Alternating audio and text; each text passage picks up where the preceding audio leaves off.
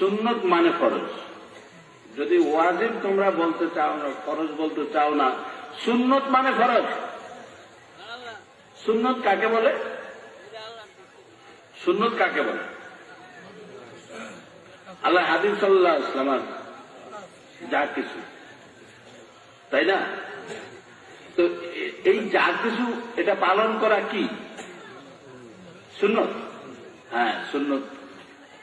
এই সুন্নতের হুকুমটা কি? কে বলছেন পালন করো? আল্লাহ বলছেন। তাহলে আল্লাহর হুকুম কি? ফরজ।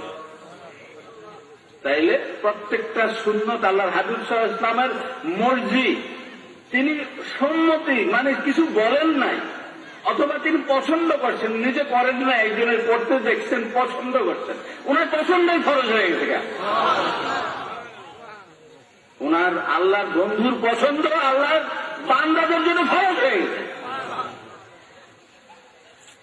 হ্যাঁ, মোমেন বান্দা বলার দরকার নাই, কারণ আল্লাহর কাছে মোমেন ছাড়া আর কেউ বান্দা না। অতএব তাদের বান্দা বলার কোনো প্রয়োজন নাই। বান্দা মানে গোলাম, যদি গোলাম বন্ধুর গোলাম হয় নাই, সে আবার আল্লাহর গোলাম হইবে না।